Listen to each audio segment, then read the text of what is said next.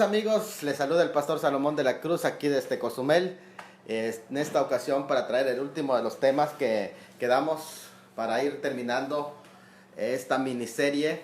Y el día de hoy vamos a concluir hablando de la historia del rapto inminente, que es un tema súper importante para poder dimensionar correctamente y hacer una evaluación seria, objetiva de esta temática.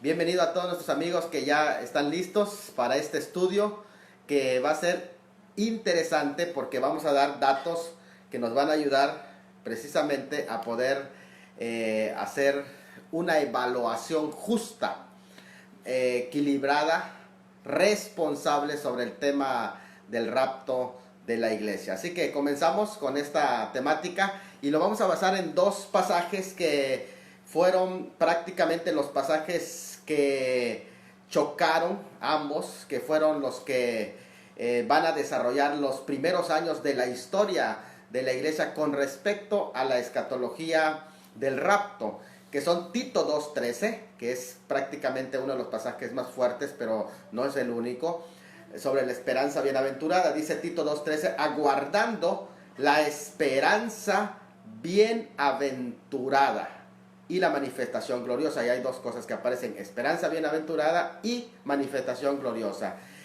No vamos a estar hablando de la exégesis de este texto, va a ser tema para otra ocasión. Harold, Dios te bendiga, ya listo, estamos listos ya para esta clase, ya estamos arrancando. El segundo pasaje, que va a ser como el paralelo, pero en el lado contrario de lo que es este pasaje de Tito 2:13, es 2 Timoteo 2:17 al 18, que dice: y su palabra carcomerá como gangrena, de los cuales son Himeneo y Fileto, que se desviaron de la verdad. Fíjense que se desviaron de la verdad, diciendo que la resurrección ya se efectuó, y trastornan la fe de muchos. Ahora, es importante esto, porque en ese sentido, ese desvío de la verdad, y ahora predicando Himeneo y Fileto, diciendo que la resurrección ya se efectuó, es decir, que es una resurrección espiritual, vino a afectar y trajo consecuencias posteriores, no solamente en el tiempo de Pablo, pero desarrollándose este concepto errado, vino a afectar, hablando de una resurrección espiritual, y centrando en esto, porque afirmando que ya no existe una resurrección física, es un atentado contra Tito 2:13, que es la esperanza bienaventurada, porque la esperanza bienaventurada culmina con la resurrección del cuerpo. O sea, parte de la esperanza bienaventurada incluye esa resurrección, pero si dices que ya se efectuó, entonces adiós a tu esperanza. Entonces es importante entender, miren, al principio recordemos que la iglesia judía inicia prácticamente con una fe judía hasta el concilio. ¿Por qué? Porque cuando el evangelio llega, en el capítulo 14 se va describiendo el evangelio de Antioquía, y de la iglesia de Antioquía se va expandiendo por varias partes del mundo. Fíjense que se me estaba descargando el teléfono. Por varias partes del mundo. Entonces tenemos allí una cuestión interesante, porque el evangelio, que era netamente judío, no tenía necesidad en ese momento, no estaba preparada, no estaba lista para recibir el mensaje del rapto. Por eso es que en los primeros años la iglesia no enseñó el tema del arrebatamiento, hasta que llega el apóstol Pablo y empieza a crecer la iglesia dentro de los gentiles, y entonces viene una revelación. Dios te bendiga, Alex, un abrazo hasta Isla Canaria, España. Estamos hablando de cómo evolucionó el concepto de la doctrina del rapto y por qué en los primeros años de la iglesia no se predicó. La razón, estamos hablando de los primeros años, yo me estoy refiriendo a la primera parte hasta antes del concilio de Jerusalén, porque estaba compuesta por netamente judíos. Posteriormente, cuando crece la iglesia y el apóstol de los gentiles, el apóstol Pablo, a él se le revela este misterio tan importante de la iglesia, el concepto de la iglesia como cuerpo, porque se va desarrollando la doctrina, y también se le revela el misterio de la resurrección y el misterio del arrebatamiento. Entonces empieza a propagarse dentro del cristianismo las dos facetas, porque acuérdense que los judíos solo creían una sola venida. Ahora viene el cristianismo y acepta dos venidas de Cristo, su venida como siervo y su venida como rey. Pero ahora cuando se desarrolla la iglesia gentil y crece más el sector gentil, porque recuerden que ahora la iglesia tenía dos grupos, gentiles y judíos bautizados en un mismo cuerpo en la fe en Cristo Jesús, que era un misterio. Y ahora empieza a desarrollarse el entendimiento de que en la parucía hay dos fases. Una es la esperanza bienaventurada y otra es la manifestación gloriosa. Entonces Tito 2:13 resume eso de una manera correcta. Incluso recuerden que aún en la actualidad muchos judíos solo esperan una sola venida del Rey de Reyes. No aceptan la primera venida de Cristo. Entonces eso fue entre los discípulos gentiles que se comenzó a dar a conocer esta revelación paulina. Sin embargo, cuando la iglesia ya había sido confirmada ya entre los gentiles, Pablo hace mención a los hermanos de Tesalónica, los cuales tenían múltiples interrogantes sobre el reino de Dios, y ellos reciben esta promesa de parte de Dios en el proceso que estaban viviendo de sufrimiento, porque esperaban que algo hiciera este rey para implantar su reino de todas las opresiones que ellos estaban viviendo. Y esa opresión que vivía, cayó el mensaje del apóstol Pablo cuando dijo: aliéntense unos a otros con estas palabras de que él va a venir y les va a tomar, les va a sacar de en medio. Era una promesa que les alentaba, era una esperanza bienaventurada, porque imagínate, en medio de una persecución intensa, de un sufrimiento, el decir que Él va a aparecer y que los va a sacar, pues es una esperanza bienaventurada, que no lo entendemos los que no estamos pasando por esa situación, solo aquellos que están en una fuerte persecución. Allí, Brenda, Dios te bendiga, ya comenzamos esta clase.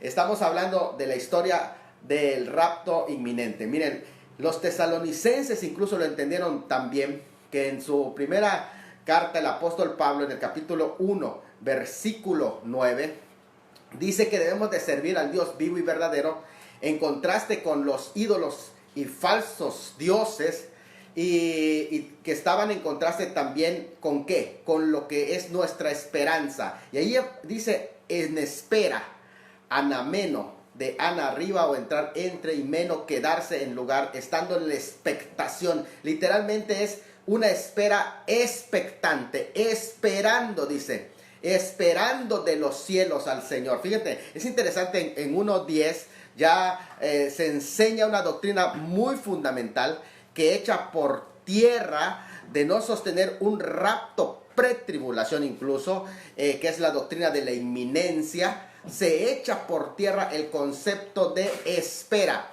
Jesucristo puede venir en cualquier momento por su pueblo. Eso se llama la doctrina de la inminencia y se basa en este concepto anameno, que es esperando, la esperanza que tiene que ver con la elpidia, la esperanza. Miren, hay muchos pasajes que nos hablan en ese contexto. Por eso vamos primero a fundamentar el concepto de la esperanza bienaventurada.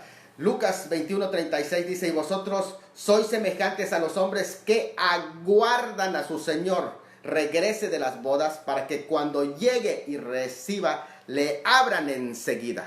Cuando llegue y reciba, le abran enseguida. Es interesante, ¿eh? Romanos 8:23 dice: nosotros también gemimos dentro de nosotros, esperando la adopción, la redención de nuestro cuerpo. 1 Corintios 11:26 dice: las veces que comieres este pan y bebieres esta copa, la muerte del Señor anunciáis hasta que Él venga. 2 Corintios 5:2, y por eso también gemimos deseando ser revestidos de aquella nuestra habitación celestial. Gemimos deseando ser revestidos.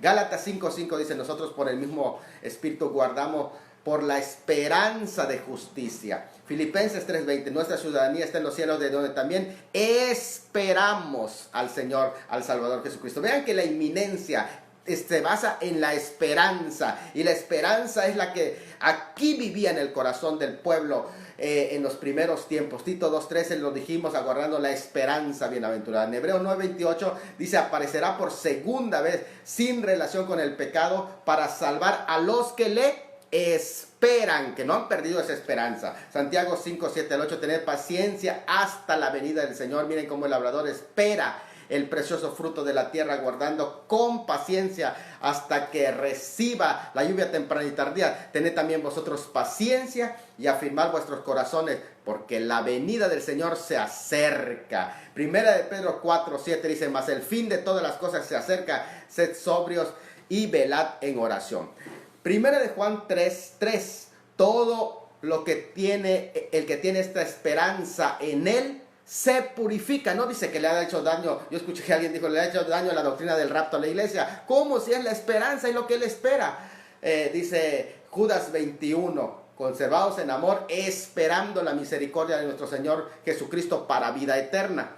Apocalipsis 3:11, he aquí yo vengo pronto, retén lo que tienes para que ninguno tome tu corona. 22:7, he aquí yo vengo pronto, bienaventurado el que guarda las palabras de esta profecía. Esa es la esperanza y es la inminencia. He aquí yo vengo pronto y mi galardón conmigo para recompensar a cada uno. El que tiene testimonio de estas cosas dice, ciertamente vengo en breve, si ven Señor Jesús. Esa es la esperanza bienaventurada. ¿Qué hacía? Esta doctrina de la inminencia y también de la esperanza del milenio, del reino de Dios con la iglesia en los primeros años. Mira, esa esperanza los llevaba a pensar en qué. Los llevaba a una esperanza que, siendo que las cosas para los cristianos no caminaban bien, ellos eran lo peor, el vituperio del mundo, eran el flagelo del mundo, eran lo más bajo. Entonces, ¿saben qué hacía esta esperanza?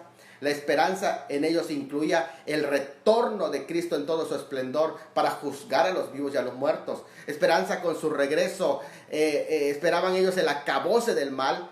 Esperaban el establecimiento de un reino mesiánico, espirituales y materiales. El mismo rey y nosotros reinaremos con él, era la esperanza. Y en quinto lugar, también incluye esa esperanza que luego de los 1000 años íbamos a reinar con él por los siglos de los siglos. Ahora, esa esperanza fue mantenida por los primeros padres del apostólico en la iglesia primitiva que esperaba el regreso inminente. Aparece en la Didache, Papías, Clemente, Bernabé, Germas, Ignacio de Antioquía, Policarpo, ya en el siglo II y III, Justino Mártir, Melitón de Sardes, Egesipo, Tasiano, Ireneo, Tertuliano, Cipriano, Comodiano, Nepos, Coración, Lactancio. Todos ellos tenían esa misma esperanza si usted lee sus escritos. Pero en los primeros siglos, sin embargo, del cristianismo muy temprano, el amilenialismo que dice la resurrección ya se efectuó, tuvo como punto de partida prácticamente interpretaciones equivocadas. Pero todos los primeros padres que hemos mencionado allá eran milenialistas y partían en tres cosas. Por lo menos la aceptación del libro de Apocalipsis como parte de su esperanza era lo que abrazaban. En segundo, declaraciones milenialistas que se encuentran en escritos de Pedro y de Pablo, y aún el mismo Padre Nuestro que oraba diciendo, vénganos a nosotros tu reino. Ellos se abrazaban en esa esperanza. Pero lamentablemente, muy temprano, y debido a la influencia, por un lado, de la gnosis, porque fue una punta de contraparte que hizo peso para que esto se vaya viendo, y la influencia de la filosofía griega, aún de una idea de alguna manera de falsa ortodoxia, de personajes que atacaron a algunos grupos que los consideraban sectarios, como los montanistas. Pero los montanistas, ellos mantenían esa esperanza todavía, pero estos fueron atacados, y con ello también le atacaron la doctrina correcta que ellos incluían.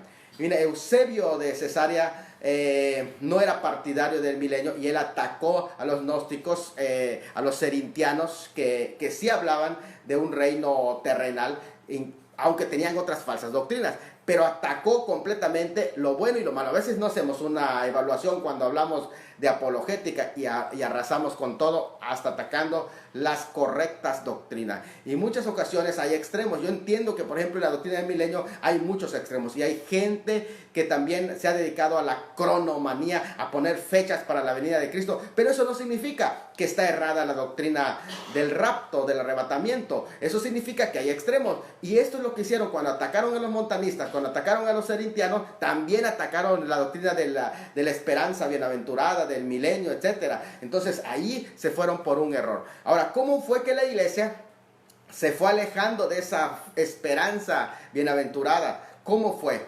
Bueno, primero cuando se consolidó la doctrina que se llama el amilenialismo hasta convertirse durante 1800 años en la doctrina oficial del romanismo protestante. ¿Y cómo se fue dando esto?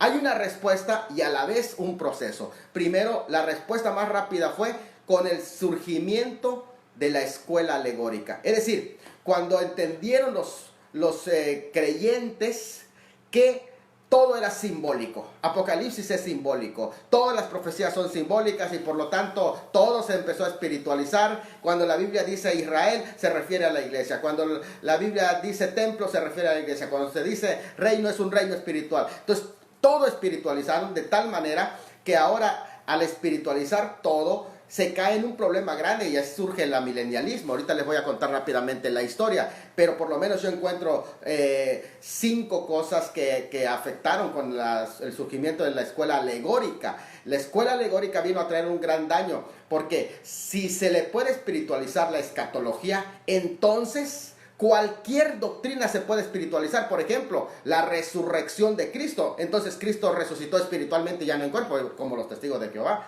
Mire, hay prejuicio, pues solo se usa el método alegórico con la intención de combatir la idea del rapto, y eso no es objetividad.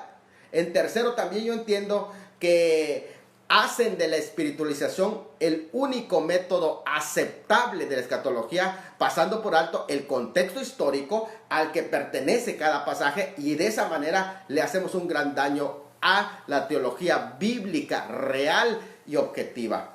Además, se desfigura el concepto de la iglesia como cuerpo de Cristo y como novia del Cordero que espera a su novio. Ahora, esto apoya también una doctrina antisemita que es el reemplacismo, en el que cada vez que aparece Israel representa a la iglesia, o cuando viene juicio, cuando los pasajes son para juicio, se le aplica al pueblo de Israel, pero cuando dicen bendición, se lo aplica a la iglesia. Entonces, hay un reemplacismo que es incluso de tendencia antisemita, y eso fue lo que le surgió incluso a los primeros padres. Recuerden que en ese tiempo van surgiendo, aunque ahora ya tenemos escuelas ya más formales y se entiende el premilenialismo, ya en los estudios del Nuevo Testamento podemos encontrar primeros premilenialistas como Jesús, Pablo, Juan y la fe histórica. Pero el postmilenialismo, que ya surge hasta mediados del siglo XV después de la Reforma, pero el amilenialismo ya surge con Agustín de Hipona. Entonces encontramos prácticamente en esas principales posturas que van surgiendo. Pero en el primer siglo y segundo siglo, habían prácticamente en surgimiento 3 escuelas que estaban en la tendencia: la escuela latina de Occidente, que estaba encabezado por Tertuliano; la escuela de Alejandría alegórica, que estaba encabezado por Clemente y Orígenes, que lo vamos a ver ahorita en este momento; y la escuela de Antioquía, que es la escuela gramático-histórica que encabezaba Teodoro de Mopsuestia. Dios te bendiga, Roberto Orellano, un abrazo también a ti. Dice desde Chile, te mandamos también un abrazo hasta Chile, a todos nuestros amigos que nos están viendo allá en esta parte del mundo. Qué hermoso, ¿verdad? Que ahí pueden recibir bendición. Gracias, dice, por lo que nos comparte a esta hora. Un abrazo, Maranata. Así es, Maranata, Cristo viene. Muy bien, estamos hablando de la historia. ¿Cómo perdió la esperanza bienaventurada la iglesia? Y aquí voy a contar rápidamente la historia. Lo resumo en 2 formas. En primero, diciendo esto: Orígenes, que fue el que introdujo el método alegórico de interpretación, y estoy hablando del año 185, 253, y posteriormente, una vez que la iglesia hubo recibido la introducción del método alegórico de interpretación, que tuvo sus raíces en la filosofía griega, entonces surge otro personaje más adelante, 354, 400, siglo IV, que este personaje se llamó Agustín de Hipona. Dice Harold, ¿puede explicarnos de la pentarquía y los 5 patriarcados? Miren, vamos a saltar esta este espacio para que podamos, porque todavía nos queda un poquito largo la explicación y necesito también checar bien esos datos que en este momento no lo tengo a mano. Pero una cosa es las escuelas de interpretación y otra cosa fueron lo que se llamaron los obispados que se dieron antes de la formación de la Iglesia Católica. Antes de la formación de la Iglesia Católica no había un solo obispo universal, sino que eran 5, como dice, que estaban en cada región. Y tenemos allá desde lo que era Antioquía, que eran los más conservadores, aquí en ese sentido, por eso eran los más apegados, porque estaban en Oriente, hasta los de Alejandría y tenemos también en otras partes, pero no había un obispo. Recuerden que esa lucha del poder de obispos viene hasta el surgimiento de Constantino, y se establece la prioridad en la iglesia romana, porque ellos es lo que buscan. Pero cuando estaban esos 5 grupos, nunca ninguno de ellos buscó la supremacía. Es más, nunca se llamaron tampoco apóstoles. Eso se llama muchísimo la atención. Entonces, vamos a avanzar. Aquí estamos hablando de las escuelas de interpretación. Y en ese sentido, los dos más fuertes fue la escuela de Alejandría de Orígenes, que es la alegórica. Estamos hablando de hermenéutica. Y la escuela de Oriente, que es con Teodoro de Mopsuestia. Estamos hablando de Antioquía. Entonces, interesante en ese sentido. Recordamos de nuevo, Orígenes introdujo el método alegórico, y una vez que se alegorizó la escatología, entonces Agustín de Hipona vino a sistematizar el amilenialismo. Y esto es algo muy interesante, porque nos damos cuenta que muy temprano se sistematizó el amilenialismo, aunque sus orígenes del amilenialismo no son ahí. Lo menciona el apóstol Pablo en el pasaje que leímos en 2 Timoteo, cuando habla de Himeneo, quienes decían que la resurrección ya se efectuó. De hecho, recuerden que Agustín, en su libro llamada La Ciudad de Dios, fue la primera persona que enseñó la idea de que la Iglesia Católica es universal, organizada. Era el reino mesiánico, la Iglesia Católica, y que el milenio comenzó con la primera venida de Cristo, y que la Iglesia Católica nació prácticamente en el día de Pentecostés. Eso es lo que ellos afirmaban. Por cuanto Cristo desciende del cielo en su segunda venida, esto será el final de la historia del mundo, y todo pasará de inmediato a un estado eterno y futuro. Entonces la Iglesia Católica Romana adoptó y defendió y sostuvo la teología del reemplazo, y también adoptó y defendió enfáticamente durante toda la Edad Media el amilenialismo agustiniano. Y así la Iglesia de Roma, prácticamente proclamando su supremacía, su autoridad, en ese sentido, que autorreclamaba, que esa es la palabra que digo, también afirmó tener el derecho de imponer creencias y políticas y gobernar. ¿Por qué? Porque ella se creía el reino de Dios. Y esto le sirvió para defender su secta, porque es la secta más grande. Entonces, ¿qué influyó para que se perdiera esa esperanza? Y ahora, cuando llega Agustín, ya la gente no tiene la esperanza. Bueno, por lo menos lo que dice Tito 2:13, ¿qué influyó? En primer lugar, influyó el método alegórico de Orígenes. En segundo, el fin de la persecución con Constantino. ¿Por qué razón? Porque si la iglesia ya no era oprimida, yo no necesito que venga un libertador. Si ya no tengo persecución encima, ya no necesito esperarme de que alguien me libere.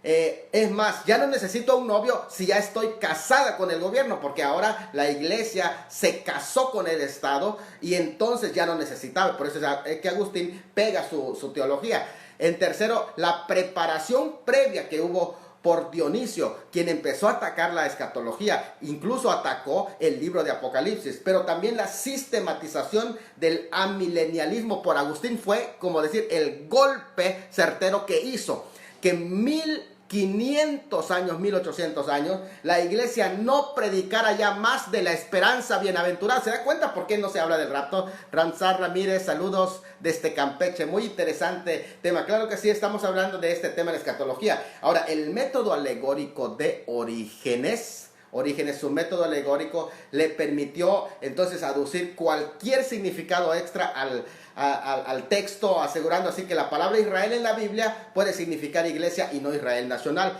Y así fácilmente se incluyeron esas herejías que tenían que ver con la escatología. El fin de la persecución con Constantino, de nuevo, estoy dando un repaso de nuevo, trajo prácticamente a la cristiandad afectación en el sentido de que como ya no había persecución, pues dejaron de esperar la venida de Cristo. Y entonces, además ya no necesito que venga, si viene, se acaba mi negocio. Si viene y todo esto que ahora tenemos el poder, tenemos reino, gloria, ahora ¿qué vamos a hacer?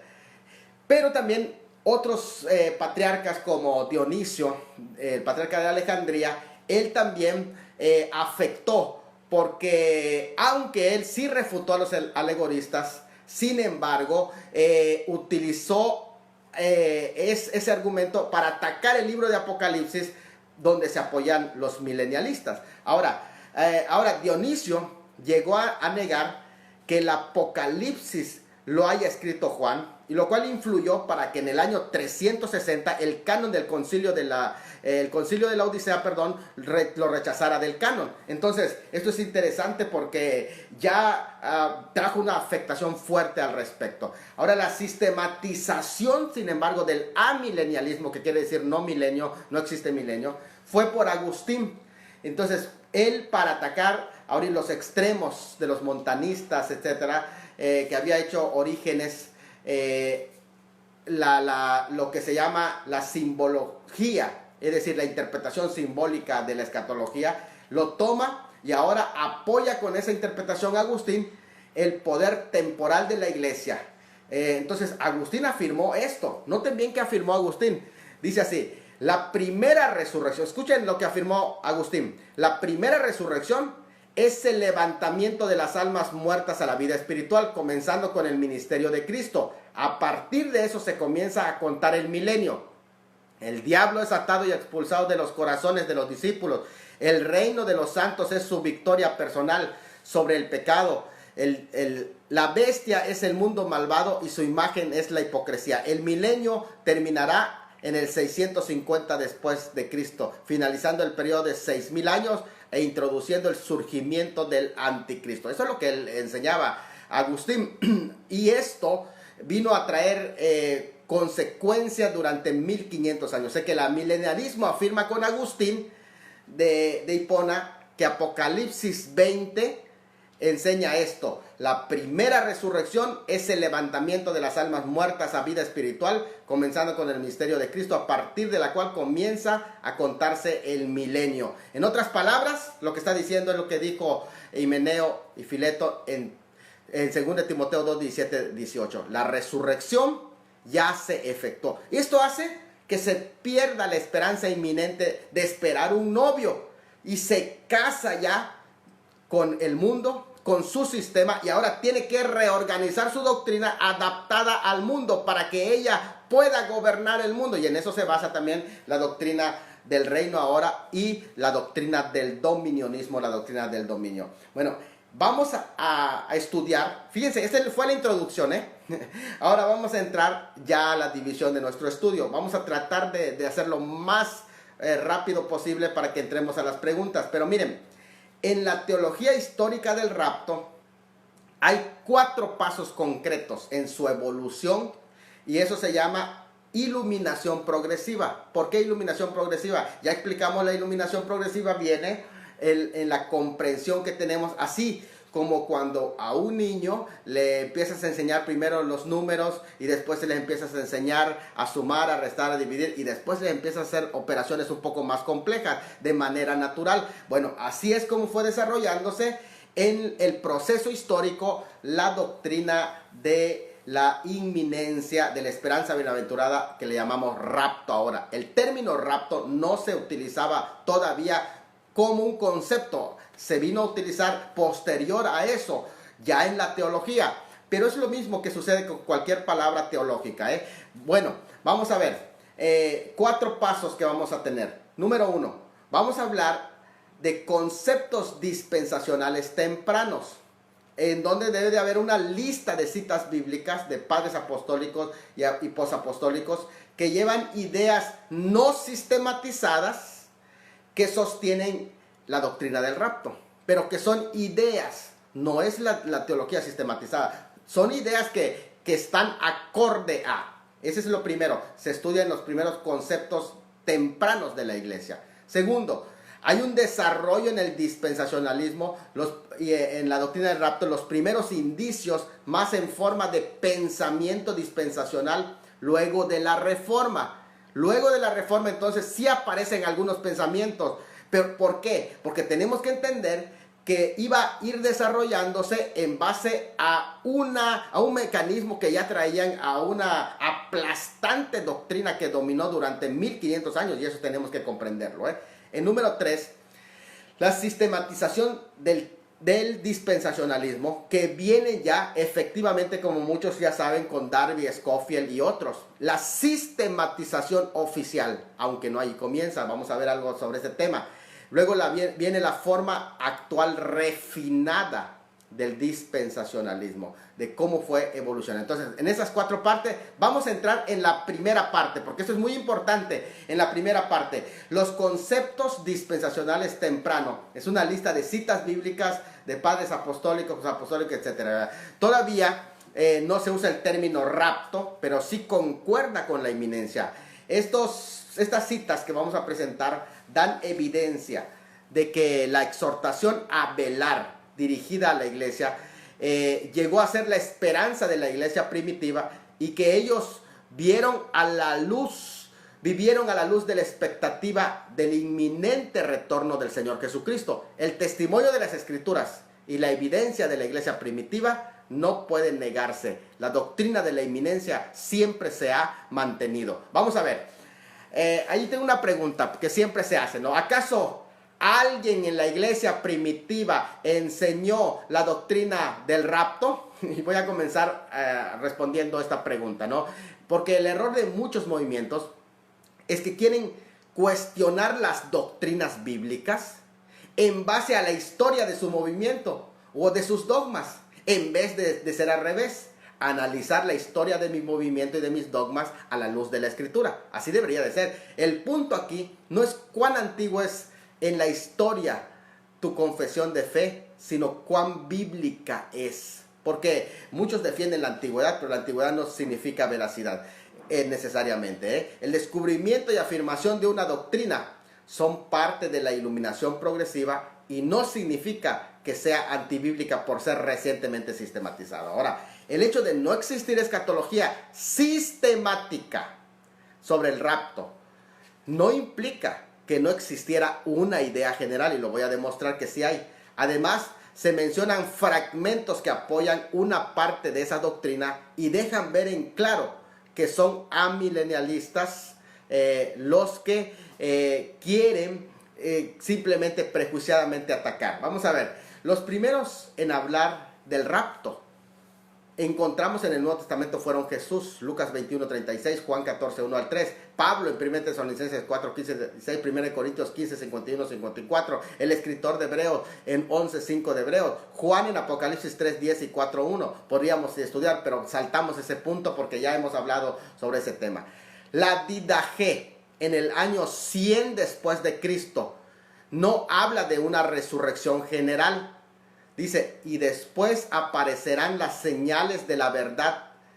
En primer lugar, la señal de un entendimiento en el cielo. A continuación, la señal de la trompeta. Y la tercera, la resurrección de los muertos, pero no de todos. Llama mucho la atención esa frase de la Didache. Pero también en la Didache leemos la doctrina de la inminencia cuando dice, velad por causa de vuestra vida. No dejes que vuestras lámparas se apaguen, ni dejen de estar ceñidos vuestros lomos, sino estad preparados, porque no sabéis en la hora en que ha de venir nuestro Señor. Vean que estaba en la doctrina de la inminencia. La Didache de nuevo dice, habéis escapado de gran tribulación debido a vuestra fe, y debido a que no dudasteis de la presencia de tal bestia. Ir por ello y relatad a los elegidos del Señor y sus hechos poderosos y decidle que esta bestia es un tipo de la gran tribulación que viene. No te viene esa expresión, no está acorde con el amilenialismo. Ahora, tenemos a Ireneo. Ireneo dice, pero cuando este anticristo haya devastado todas las cosas en este mundo, reinarán por 3 años y 6 meses y se sentará en el templo de Jerusalén. Entonces vendrá el Señor en las nubes del cielo, en la gloria del Padre, y lanzará a este hombre y a los que hubieran seguido en el lago de fuego, e inaugurará para los justos tiempos del reino. Esto es el descanso santificado, el séptimo día. Es interesante esta declaración que aquí menciona. Ahora también tenemos a Clemente. Fíjense, Clemente también creía en la doctrina de la inminencia. Estamos hablando de 150 al 216, muy temprano. Clemente decía, vosotros veis cómo en poco tiempo el fruto de los árboles llega a su madurez. En verdad, pronto y repentinamente se cumplirá su voluntad, como testifican también las escrituras, diciendo, muy pronto Él vendrá y no tardará, y luego vendrá su tiempo el Señor, el santo a quien vosotros buscáis. Otra vez Clemente escribe, por lo tanto, si hacemos lo que es justo a los ojos de Dios, entraremos en su reino y recibiremos las promesas, las cuales ojo no vio, ni oído oyó, ni han subido corazón de hombre, por lo cual esperemos cada hora el reino de Dios con amor y justicia, porque no sabemos el día en el que el Señor aparecerá. Mira la doctrina de la inminencia en Cipriano de Cartago. Sería algo incompatible y contradictorio. Estamos hablando del 200. Por sí, para nosotros que oramos para que el reino de Dios venga pronto, esperar una larga vida aquí abajo. Fíjate, es lo que dice Cipriano. Victorino de Petau, en su comentario de Apocalipsis, estoy hablando del año 304, más o menos. Victorino de Petau, que fue prácticamente el primer exégete de la iglesia occidental, escritor y apologista, dice en Apocalipsis 6:14 su comentario, porque el cielo será enrollado, quiere decir que la iglesia será quitada. Note bien que dice. Y en 11:13 dice, es decir, 3 años y 6 meses. Estos harán 42 meses. Por lo tanto, su predicación es de 3 años y 6 meses y el reino del anticristo otro tanto. Comentario de Apocalipsis 15:1. Porque la ira de Dios siempre golpea al pueblo obstinado con 7 plagas. Es decir, perfectamente como se dice en Levítico. Y estas 7 plagas serán para el último tiempo, cuando la iglesia haya sido quitada de en medio. Su comentario de Victorino de Petau en Apocalipsis 15:1 y Apocalipsis 16:14 dice, porque el cielo será enrollado, quiere decir que la iglesia será quitada. Sugiere que en la última persecución todos los hombres partirán de sus lugares, es decir, los buenos serán quitados buscando evitar la persecución. ¿No tienen que dice ese comentario de Victorino de Petau? Efraín de Nisbi, que fue del 306 al 373, teólogo de la primitiva iglesia oriental, dice, porque todos los santos y elegidos de Dios están reunidos antes de la tribulación que ha de venir y son llevados al Señor antes que vean la confusión que llenará el mundo. Eso dice este hombre, Efraín de Nisbe. Note bien esto, la afectación del romanismo, combatiendo, quemando los escritos, pero todo lo que hizo para que se acaben todas esas evidencias, de alguna manera fue fuerte. Los reformadores incluso no se ocuparon de esto. ¿Por qué? Porque los reformadores estaban, recuerden, luchando con una maquinaria de persecución y se pusieron en la palestra para defender la salvación por fe, pero todavía no tocaba el tiempo para el tema de la escatología. Aquí es donde nosotros tenemos que comprender que aunque tenemos pocas evidencias, ¿por qué pocas evidencias? Porque el romanismo se encargó de quemar los libros que no estaban acorde a lo que ellos como amilenialistas creían de la doctrina de Agustín. Entonces, por eso es que no tenemos tantas evidencias, aunque tenemos algunas, que hemos mencionado algunos, que están allí como un testimonio de que al final la esperanza inminente, la bienaventurada, no se perdió del todo. Ahora, Pero aquí nosotros tenemos que hacer un uso correcto, justo, serio y responsable de la teología histórica. Escuchen esto, es un error afirmar que algo enseñado en el primer siglo sea correcto a menos que sea enseñado en las escrituras canónicas. 2. Es un error también afirmar que algo que no fue enseñado sino hasta el siglo XIX, por lo menos no tenemos otra más evidencia, sea incorrecto a menos que sea antibíblico. Y 3. La pregunta correcta no ¿es histórica esta doctrina? Sino la pregunta correcta ¿es bíblica esta doctrina? Pero aparte, ¿cómo debe usarse la teología histórica? Recuerden que el desarrollo de la teología es un proceso normal en el curso de la historia de la iglesia. Y esa es la razón por la que es la estructuración de gran parte de lo que podríamos decir del análisis profundo y discusión detallada de la escatología del tema del rapto se dio en siglos recientes. ¿Por qué razón? Porque aquí yo tengo un cuadro, ustedes pueden ver aquí el cuadro del orden cronológico de cómo en la teología histórica se fueron discutiendo los temas en la historia. Por ejemplo, en el siglo II después de Cristo, ustedes lo pueden ver acá, siglo II después de Cristo, fue un siglo en que se discutió la apologética. Siglos 3 y 4, la teontología, que es la teología propia. En el siglo V se discutió la antropología.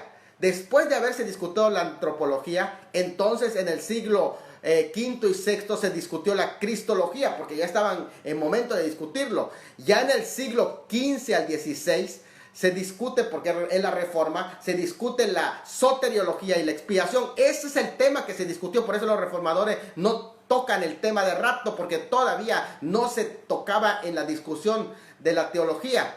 En el siglo XVI la soteriología y la eclesiología, la doctrina de la iglesia, empieza a tomar fuerza. Pero en el siglo XVII la bibliología y la hermenéutica, recuerden con todas las teologías liberales que van surgiendo, se toca. Ya en el siglo XVII y hasta el siglo XXI ya se está hablando de escatología, porque ya es el tiempo, y es por eso que ya a partir de estos siglos ya empezó a surgir más la discusión sobre el tema de la escatología. Eso es algo normal en la historia, tenemos que comprenderlo, porque hasta el siglo XVIII, cuando se sistematiza la doctrina del rapto, se sistematiza, no digo se inventa, se sistematiza. ¿Por qué? Porque ya le tocaba el punto para ser discutido. Entonces es importante. ¿Cómo respondió Calvino cuando le dijeron que la doctrina de los reformadores no era bíblica porque era reciente? ¿Cómo respondió a sus detractores? Él dijo: al llamar a esta doctrina nueva, hacen una injuria a Dios, cuya sagrada palabra no merece ser tenida o sepultada o acusada de novedad. El hecho dulta es culpable de la impiedad de los humanos. Ahora, cuando por la bondad de Dios no es restaurada, debe ser recibida por su autoridad antigua, por el derecho a la restauración. Es decir, si es Dios el que lo está dando, necesitamos nosotros entender que es Dios el que está diciendo: quiero que noten esta doctrina. Entonces es importante entender, aplicar eso mismo al concepto de rapto. Ahora, aquí llegamos al siglo de la Reforma. Los reformadores entonces estaban luchando con esta maquinaria y por eso nos ocuparon de esto, ¿verdad? Y su tema era la soteriología. Pero aprovecharon, Dios se bendiga, hermana Elizabeth, saludos también, aprovecharon el romanismo para introducir en ese momento como ataque a la doctrina de los reformadores varios frentes. Y otras de las cosas que hicieron aquí fue la presentación de algunas escuelas. Principalmente dos frentes de ataques se armaron. Luis Alcázar prácticamente fue puesto para ser promotor dentro del ramo de la escatología, la promoción del preterismo, es decir, que todo había quedado en el pasado. ¿Por qué razón? Bueno, dentro de los reformadores se estaba afirmando que el papa era el anticristo. Y para contrarrestar esto sacaron dos frentes. Uno, Luis de Alcázar, que fue prácticamente estos dos jesuitas que vamos a poner. Luis de Alcázar es 1554 a 1613. Este personaje fue levantado para que describa una escatología preterista, es decir, todo fue en el pasado, quedó en la historia y prácticamente lo que está diciendo allá es que no hay escatología, que el anticristo vino con los emperadores y ahí se quedó, ya no va a haber más anticristo. Pero Francisco de Rivera, de Villacassim, fue levantado dentro del romanismo para distorsionar el futurismo. Es decir, la doctrina que enseñaban acerca de un anticristo escatológico, los reformadores, era correcto, pero Francisco de Rivera fue levantado para distorsionar ese futurismo y decir que sí, pero que el anticristo no es el Papa. Y entonces empieza a desarrollarse con una distorsión también del futurismo. La distorsión del futurismo no significa, escuchen eso, no significa que el futurismo necesariamente era algo incorrecto, pero lo que ahí estaba presentándose era una distorsión de la escatología futurista. No es el futurismo como tal, sino una distorsión, no lo olviden, una distorsión de la misma. Ahora, algunos piensan que el historicismo, por ejemplo, el historicismo es la doctrina que está acorde con el sabatismo, sabatarianismo o los sabáticos.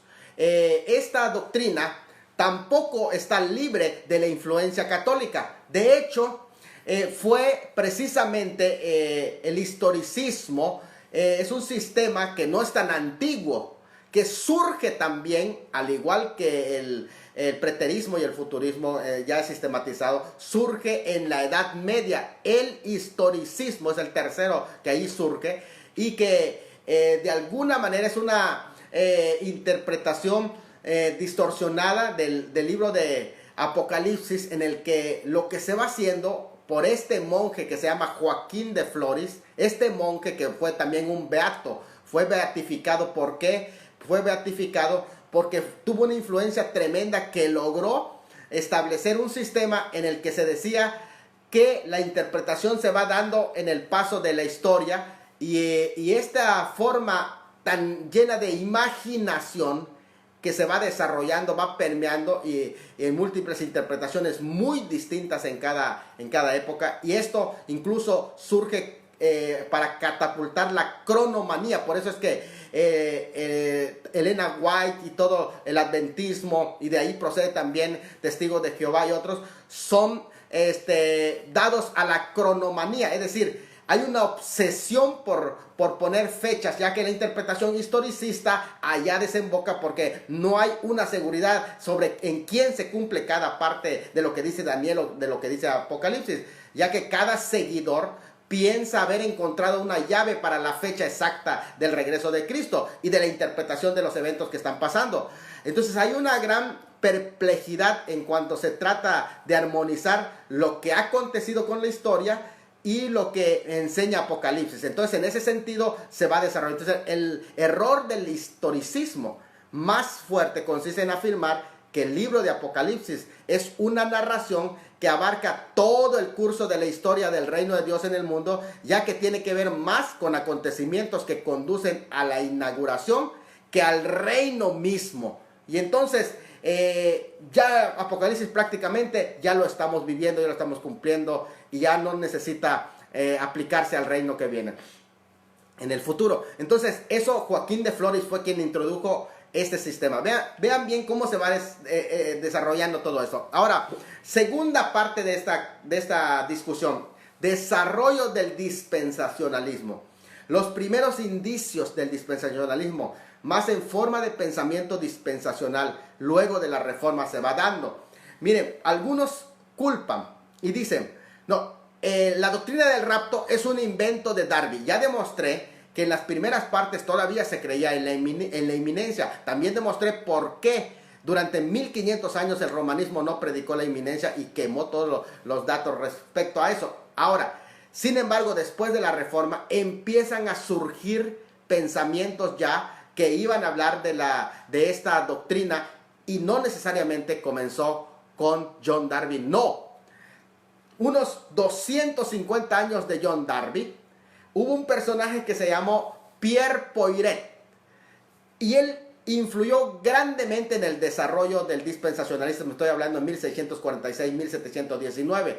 Es un ejemplo claro del dispensacionalismo en desarrollo. No estaba sistematizado todavía, pero estaba en desarrollo. Pierre Poiret muestra una estructura de dispensaciones en 7 dispensaciones. Le llama la infancia, es hasta el diluvio, la niñez hasta Moisés, la adolescencia hasta los profetas, la juventud hasta la venida de Cristo, la madurez poco después de ese tiempo, la vejez, tiempo de la decadencia del hombre y la renovación de todas las cosas del milenio. Él toma en su libro publicado llamado Las Economías Divinas, que tiene que ver con las dispensaciones, publicado en Ámsterdam.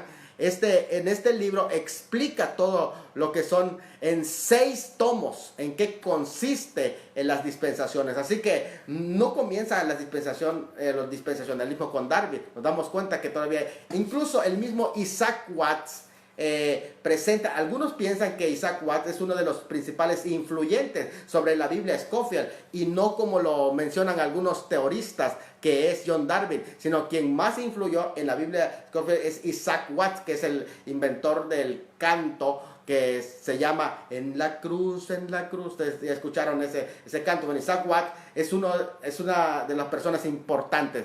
El primero, el que hace un intento de sistematización de la doctrina del rapto, es un pastor que se llama Incrasse Mater. Estamos hablando de 1639 a 1723, y es uno de los primeros que argumenta la doctrina del rapto. Pero más, tenemos a John Hill, el testimonio de John Hill, que allá también en su comentario al Nuevo Testamento sobre 1 Tesalonicenses 4:17, él presenta un escenario sobre el tema del rapto. Tenemos a John Hill, tenemos también allá a Joseph Medew, también en Joseph Medew, que en su comentario, en sus obras de Joseph Medew, de 1672, también menciona el tema del arrebatamiento. A Morgan Edwards también es otro personaje, que aquí tengo las citas, ustedes pueden consultar las citas, luego las subimos, donde presentan ellos testimonios del rapto, pretribulación. Los santos muertos serán levantados y santos vivos serán transformados en el momento en que Cristo aparezca en el aire. Y eso acontecerá 3 años y medio antes del milenio, aunque él era mi tribulacionista, pero por lo menos habla del rapto. Ahora, hay una tercera fase. Cuando entramos en la sistematización del dispensacionalismo, es ahí donde aparece en escena, en la lista, los nombres de John Darby, Scofield, etc. Miren, cierto, ya hemos mencionado, algunos mencionan a Manuel Lacunza, desde 1731, que él era, escuchen esto, era un jesuita. Incluso necesito decir algo sobre Manuel Díaz Lacunza, porque algunos piensan que es una introducción del romanismo. Sin embargo, en el caso de Manuel Díaz Lacunza, hay que investigar, porque él precisamente para presentar su ponencia, porque él fue perseguido del romanismo, incluso tuvo que usar un seudónimo falso de un rabino, del nombre de un rabino, para publicar su libro Poder y la Gloria.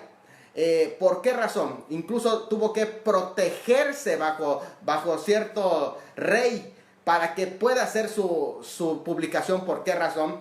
Porque el romanismo no solamente lo vetó y no solamente hizo un desplegado para acusar a Manuel Lacunza de que estaba fuera, porque él fue un pensador aparte, sino que incluso algunos entienden que su asesinato misterioso de Manuel Lacunza tuvo tanto que ver con su publicación sobre el tema del rapto. Así que algo muy importante que nosotros tenemos que analizar: por qué el romanismo atacó y vetó y prohibió la lectura de los libros de Manuel Lacunza. ¿Por qué razón? Porque ya no concordaban con su doctrina amilenialista, sino que él hablaba de un rapto, aunque un poquito diferente. Más adelante, una mujer que se llamó Margaret MacDonald, algunos acusan y dicen, es que vino por una revelación de Margaret MacDonald, que no, al contrario, ella, Margaret MacDonald, no influyó en Nelson Darby. Al contrario, Nelson Darby atacaba el tema de las revelaciones. Incluso Margaret MacDonald, escuchen eso, Margaret MacDonald, ella creía que la iglesia iba a pasar por la tribulación e iba a ser atormentada. para ser purificada. Así lo creía Marian McDonald, sí creía en un rapto, pero no en el proceso como lo enseña John Nelson Darby. Así que tengamos mucho análisis, no repitamos algo que no sabemos. Entonces, Edward Irving, él sí tuvo una influencia fuerte sobre John Nelson Darby, porque Edward Irving, que de hecho era una persona muy preparada, muy capaz, una erudita, pero Nelson Darby prácticamente él desarrolla una escatología y lo sistematiza. Miren, escuchen esto. Nelson Darby, un hombre de Dios, un hombre apegado a las cosas, de hecho, antirromanismo, y eso debemos de saberlo bien. Él atacó fuertemente a la iglesia romana y tuvo una persecución por medio de eso. Y además, otra de las cosas que debemos de saber de este hombre, que fue un intelectual tremendo, que escribió muchísimo material, tanto así. John Darby escribió tanto material que fue contemporáneo de Charles Spurgeon. Charles Spurgeon no compatía con el tema del rapto con John Nelson Darby. Sin embargo, no podía refutarle, porque John Nelson Darby era un personaje, aunque no era famoso como tal, no era famoso, y su predicación no era tan famosa como el de este personaje que es conocido, muy famoso, el príncipe de los predicadores, Spurgeon. Pero eso le restó puntos. ¿Por qué? Porque Spurgeon atacó, en ese sentido criticó a John Nelson Darby, aunque no pudo refutarle. Es interesante eso, porque realmente los fundamentos de John Nelson Darby eran de más peso, aunque no era famoso como lo es Spurgeon. Y eso es lo que le restó, porque un famoso no estaba de acuerdo con él. Y la influencia de este personaje, de este predicador que se llamó Spurgeon, la influencia de él le restó fuerza a los escritos de John Nelson Darby. Sin embargo, no los pudo refutar, simplemente por la fama. Ahora, de ahí vienen otros personajes. Se ha criticado mucho a Scofield, un misionero, un hombre con una visión grande. ¿Por qué estamos criticando cuando no sabemos la historia? La historia de estos personajes, hombres de Dios, que realmente entregaron todo y que sus obras, mire, tú para descalificar a John Nelson Darby, ni siquiera Spurgeon pudo descalificarlo. No, imagínate, a Scofield posteriormente. ¿Cómo es que vas a criticar a Scofield cuando es un hombre que dedicó su vida? Lo único que tienes que hacer es analizar, y donde no estoy diciendo que es un perfecto, estoy diciendo que necesita las herramientas que él tuvo para poder entender. Ahora, en el contexto, ¿por qué estoy hablando esto? Recuerden el último paso, dice Antonio Camacho, Dios te bendiga, erudito, mi hermano Salomón, te aprecio mucho, hermano Antonio. Estamos ya hablando de la fase, de la forma actual, de la sistematización, de la tercera parte del dispensacionalismo, que es su sistematización. Tenemos que ponernos en el lugar de que ellos vivieron. Ellos sistematizaron el dispensacionalismo, el rapto, en base a nada. No tenían nada. Ellos, más que menciones de los padres, menciones y otras, pero no tenían las herramientas que ahora nosotros tenemos para discutir. Entonces tenemos que respetar el trabajo que ellos hicieron y los errores que cometieron al enseñar la misma doctrina. Los extremos que cometieron se dieron en base a ¿qué? A que ellos establecieron la sistematización. Fueron los primeros, fueron los pioneros, por así decir, de la sistematización. No invento. Sistematización es un término científico, no es un invento. No caigamos de que ellos inventaron. No inventaron, ya vimos la historia. Ellos sistematizaron. Ahora, lo último es la forma refinada actual del dispensacionalismo. ¿Cuál es la forma refinada? Que ahora ya tenemos más elementos, podemos hacer una autocrítica y poder ir diciendo, esto no es muy correcto, esto es un ultradispensacionalismo, esto se va por otro. Y entonces mucha gente se ha salido del dispensacionalismo, su fe, de la esperanza bienaventurada. ¿Por qué? Porque no conoce a fondo su doctrina. Pero uno de los encargados dentro del adventismo de hacer la propaganda de que el rapto es algo inventado fue un historiador adventista con mucha tendencia adventista. De hecho, el adventismo tiene su desplegado al respecto en contra del rapto. fue la influencia de Leroy E. Fromm, 1890-1974. ¿Por qué? Porque él es el primero que dijo que el que inventó la doctrina del rapto fueron los jesuitas Francisco Rivera y Luis Alcázar. Y entonces empezó a usar ese elemento, parte de la historia, pero distorsionada, y entonces los adventistas tienen un desplegado en contra de ese tema. Por eso hay que examinarlo todo y abstenerse de toda especie de mal. Ese es el consejo bíblico en ese sentido. De ahí han surgido otros que han atacado, como John Bay, que fue un hijo de un pastor resentido, y que él atacó la doctrina del rapto. Fue el que pidió primeramente $500 al que le muestre una cita bíblica antes de 1830, con esta Margaret MacDonald, y alguien le mostró las citas que hemos mencionado de John Mendel, y luego volvió a pedir otros 500 para aquellos que quieran demostrarle antes de la Kunza, porque recuerden que primero cuando pidió los 500 le demostraron la cita de la Kunza, y luego dijo, pues demuéstrenme antes de la Kunza, ofreció otros $500.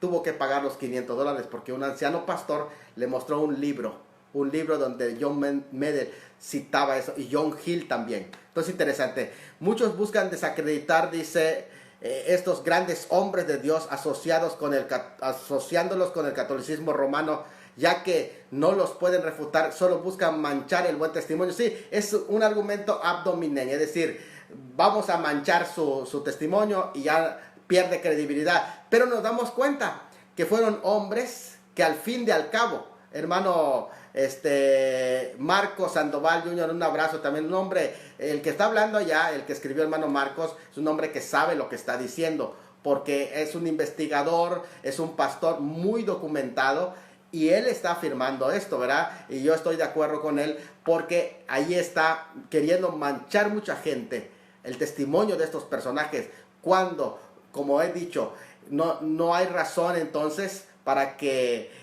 haya sido asesinado el mismo Lacunza por el Vaticano. Entonces es interesante, esos son conceptos que tenemos que analizar en la historia. Terminamos. Segunda de Pedro 3:4 dice, sabiendo esto, que en los postreros días vendrán burladores, andando según sus propias concupiscencias, y diciendo, ¿dónde está la promesa de su parucía? El término burladores es empaictes, que quiere decir falso maestro o detractores de su parucia, y se enseña como burladores sarcásticos. O sea, no solamente burladores, sino burladores sarcásticos, burladores de su parucía. Y cuando hablo de su parucía, estoy hablando no solo de su manifestación gloriosa, pero también de su harpazo, porque recuerden que la parucía tiene dos etapas, el harpazo de su parucía y la epifanía de su parucía, es decir, el arrebatamiento de su segunda venida y la manifestación gloriosa de su segunda venida. Miren, hay 4 tipos de estos burladores. Los que arguyen que ya vino en espíritu, y eso lo hemos leído ya. Esa es una forma de burlarse. Él ya vino espiritualmente, está con nosotros, ya vino. Ya no necesitas esperar al Señor que venga porque Él ya está. Es una forma de ser burlador. 2, los que dicen, mi Señor tarda en venir. Y dice, no te preocupes, Mateo 24:48. No te preocupes, ¿por qué? Porque falta mucho para la segunda venida de Cristo. No es un tema tan importante, lo principal es que predique el amor, etcétera, ¿no?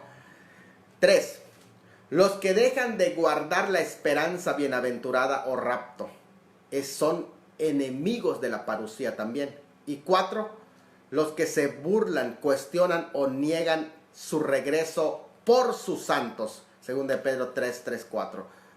Esos son burladores de la parucía. Muy bien, terminamos ya la conferencia, nos llevó un poquito de tiempo, yo lo sé, porque es un tema muy largo, pero vamos a abrir espacio para preguntas si las hay, y si no las hay, pues vamos a dar por terminado ya este espacio de tiempo. Así que abrimos el espacio para preguntas, amados. Recuerden, esto fue historia, un análisis de la historia del rapto inminente. Cuando hablo de inminente, es que mucha gente dice, yo sí creo en el rapto, pero no lo consideras inminente, porque estás diciendo que viene después de la tribulación, entonces no es inminente. Estás diciendo que viene después del anticristo, entonces no es inminente. Estamos hablando del rapto inminente, que es la esperanza, y es inminente quiere decir que puede suceder en cualquier momento. Hebreos 10:37 dice, porque aún un poquito, y el que ha de venir vendrá y no tardará. Gracias, hermano Marcos, es totalmente de acuerdo. Ya eso incluye la venida inminente.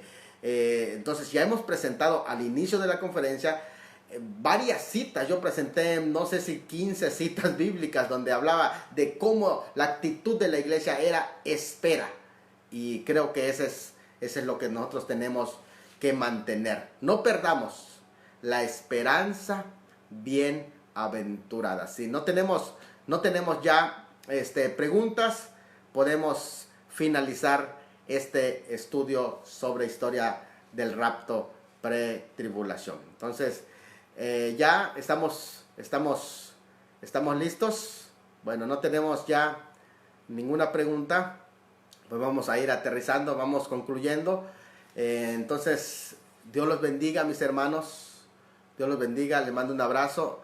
Hay una, José Alfredo Leal Andrade, dice, mucha gente dice que rapto no viene en la Biblia. Sí, lo que pasa que muchas veces, como yo le decía, yo tengo la Biblia Reina Valera y en la Reina Valera no lo vas a encontrar.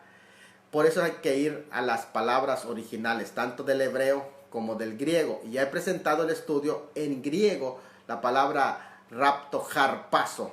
Y esa palabra que prácticamente es una traducción, porque es una traducción que viene de la Vulgata latina, como rapriori, se traduce como rapto. Entonces, a lo mejor en la Biblia que tienes no, pero habría que ir al griego y te das cuenta que sí, la idea del rapto está permeada en toda la Biblia, ¿sí? Como dije al principio, en las primeras conferencias que dimos, es una palabra teológica que es acorde, es correcta, es correcta, y creo que es una buena palabra.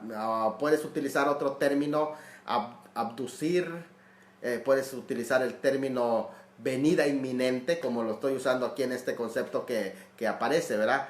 U otros términos más que también son correctos. Muy bien, la idea, porque la gente dice no viene en la Biblia, es por un prejuicio en contra del rapto. Lo que hacen ellos es querer atacar esa palabra para dejar en ridículo la doctrina. Y por eso es que se empeña mucha gente a atacar el término rapto. Dice, Juan 14 también arguye claramente que Cristo viene específicamente por los suyos. Totalmente, hermano. Vendré otra vez y os tomaré a mí mismo. Dice ahí, Jerónimo tradujo correctamente harpazo como rapto en la Vulgata latina. Totalmente de acuerdo, Jorge Espinola. Muy bien. Jorge Alfredo Leal dice, excelente estudio, sí, Dios te bendiga, qué bueno que ha sido bendición, me gozo en el Señor, mi hermano Salomón. Igual, yo comparto con mucho gozo, con mucha alegría, lo hago con cariño, para que el pueblo de Dios sea edificado y se establezca en su santísima fe. Que Dios los bendiga, les mando un abrazo. Quisiéramos tener más tiempo, pero creo que con esto es suficiente para alimentar nuestra alma. Que Dios los bendiga. Pastor Salomón de la Cruz, quedo de ustedes.